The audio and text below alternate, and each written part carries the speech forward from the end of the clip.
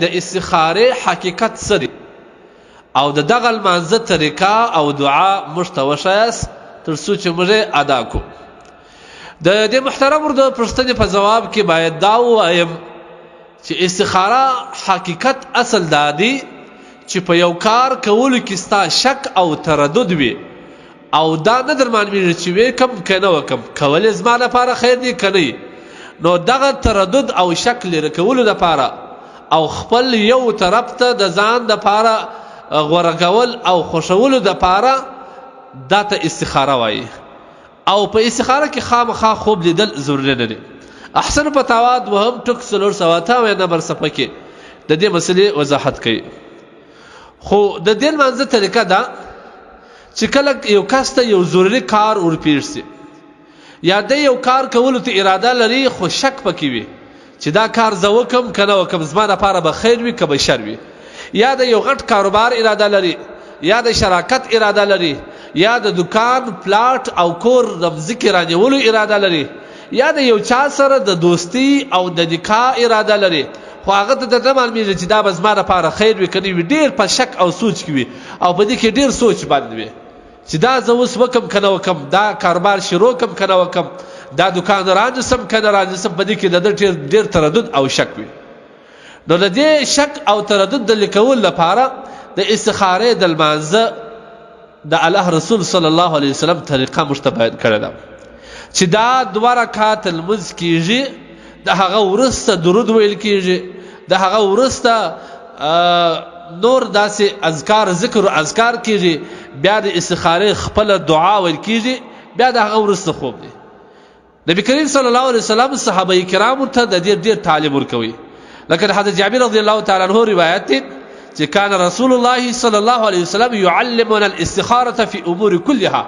نبی علیه الصلاه والسلام په هر کار کې موږ ته د استخارې ترغیب راکوي او ښوونه به کول، لکه څرنګه کما يعلمنا سوره من القرآن، لکه څرنګه چې د الله رسول موږ ته قرآن راښوي، د هغه رقم به په هر کار کې موږ ته د الله رسول صلی الله علیه وسلم د استخارې کولو اهمیت او د استخارې کولو طریقه او د هغه زده کولو طریقه به راښول. نو لہذا دا ډېر مهم لمونځ دی. په دې کې د مسلمانانو ډېر مشکلات او ډېر تردد او شک له منځه ځي. د دې لمانځه نیت دا رقم دی، نیت مې دی د زړه د اخلاص لمونځ کوم 2 رکعاته نفل په هر وخت چې کوې چې د نفل واخې مخصن وختي په دې حاضر وخت د مخصن لله تعالی الله اکبر. نور هغه نفل کېږي لکه څه رکعت چې عام 2 رکعاته نفل کېږي. کې په عربي نیت کوي نویتو ان اصلي رکعتي صلاه الاستخاره، بیا الله اکبر وایي. چې کوم الله اکبر وویلي بیا به الحمدلله سبحانه الحمدلله صورت او هغه رقم لمونځ وکړي لکه څه رقم چې عام لمونځ کېږي، عام 2 رکعاته نفل کېږي. د هغه څخه چې کوم وخت فارغه سو پر خپل ځای بکښېني، د الله جل جلاله حمد به ادا کړي او پر نبی علیه الصلاه والسلام به درود ووایي 2-3 ځله او چې کوشش وسي ډېر دی ووایي او بیا به وروسته دا دعا وکړي. دا دعا که چیرې په پښتو نه وي په عربي نه زده کېږي، په پښتو دی وایي اللهم اني استخيرك بعلمك واستقدرك بقدرتك واسالك من فضلك العظيم فانك تقدر ولا اقدر وتعلم ولا اعلم وانت علام الغيوب اللهم ان كنت تعلم ان هذا الامر خير لي في ديني ومعاشي وعاقبه امري وعاجله واجله فاقدره لي ويسره لي ثم بارك لي فيه، وإن كنت تعلم أن هذا الأمر شر لي في ديني ومعاشي وعاقبة أمري وعاجله وآجله فاصرفه عني وأقدره لي خيرا حيث كان ثم يرضني. مطلب دا اے الله زستا څخه طلب غواړم، اے الله او زه استخاره کوم ستا په علم باندې او ستا د قدرت مطالبه کوم، زه ستا په خپل فضل عظیم سره خواست کوم د دغه کار کولو، ځکه چې ته قادر ذات یې، ته قدرت والا ذات یې، زه قدرت نه لرم،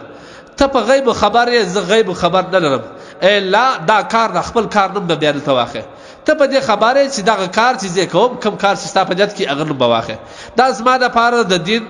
د دنیا د ژندګي او د ژوند که اوس وي که وروسته وي دا زما دپاره که خیر وي ای الله ماته اسانه که ماته د دې کار پر کولو قدرت راکه، او ای الله که دا زما دپاره شر وي په دین کې یا په ژوند کې یا د آخرت په خرابولو کې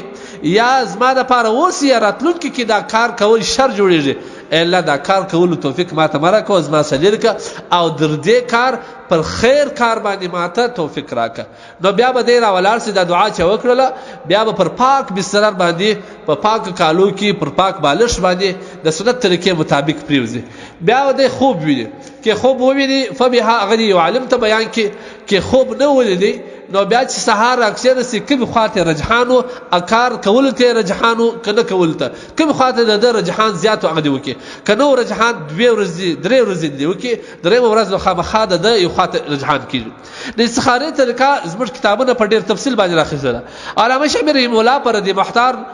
تقریبا 2 ټک 20 نمبر صفحه کې د دې مسلې شو وضاحت کړی دي او تحتوی